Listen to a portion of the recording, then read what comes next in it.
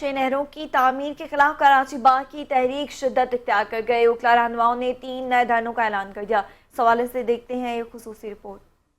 Karachi bar association की जानिब से मुजवजा 6 नहरों की तामीर और दीगर मसाइल के खिलाफ गुज़िश्ता 6 माह से जारी तहरीक ने शिद्दत इख्तियार कर ली है। कायम मकाम जनरल सेक्रेटरी इमरान अजीज ने ऐलान किया है कि वकला के पुरअमन और आइनी मुतालबात को मुस्तरद किए जाने के बाद एहतजाज को मजीद तेज किया जाएगा। कराची बार ने 4 अहम मसाइल उठाए हैं, जिनमें 6 कैनाल्स की तामीर और कारपोरेट फार्मिंग के मामलात सर फहरिस्त हैं। इमरान अजीज के मुताबिक बबरलू बाईपास पर गुज़िश्ता 5 रोज से धरना जारी है, लेकिन मुतालबात तस्लीम न होने पर ऑल सिंध वकला एक्शन कमेटी ने कल के इजलास में 3 नए धरनों का फैसला किया।